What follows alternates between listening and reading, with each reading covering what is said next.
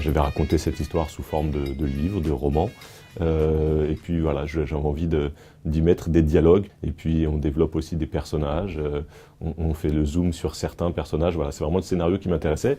Et puis finalement, quand tu écris un scénario, que tu connais bien l'histoire, et puis que tu écris chaque dialogue, chaque scène, tu commences à imaginer des mouvements de caméra, des mouvements d'acteurs, tu commences à imaginer des figures, etc. Donc bon, voilà, finalement je suis allé au bout du projet et donc j'ai co-réalisé aussi le film avec mon pote Mehdi Idir.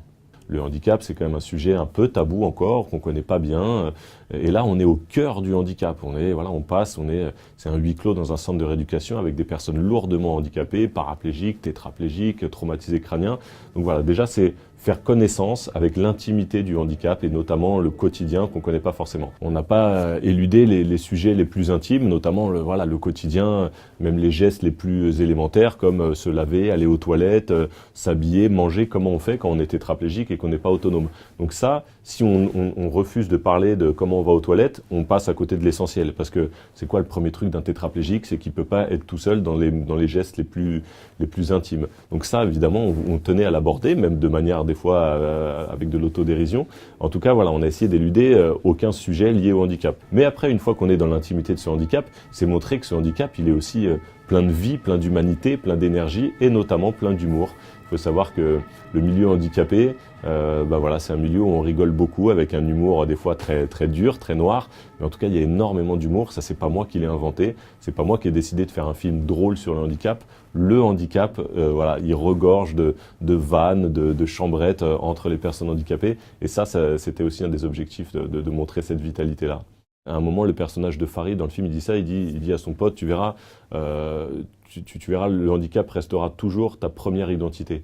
Et après seulement, si les gens passent du temps avec toi, ils découvriront que tu es un handicapé qui a de l'humour, un handicapé Kaira, un handicapé beau, enfin gros con, etc. C'est-à-dire un être humain normal. Et avec toutes les variétés d'êtres humains qu'on peut trouver, c'est les mêmes en fauteuil roulant. Donc voilà, j'espère que les gens en sortant de là se seront dit, on a passé 1h40 de film avec des êtres humains avant tout. Il se trouve qu'ils sont dans un contexte particulier qui est le handicap, mais c'est avant tout des êtres humains.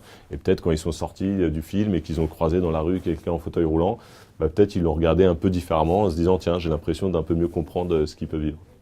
Bien sûr, c'est très important de faire ce genre de journée, ça me paraît essentiel, à la fois pour éveiller les consciences, pour montrer aux personnes dites valides, ça j'avais pas pensé à ça, c'est vrai que les personnes en fauteuil roulant sont confrontées à ça, ou les personnes aveugles ne peuvent pas faire ça. Voilà, ça continue d'éveiller les consciences, et surtout une journée comme ça permet de mélanger les gens.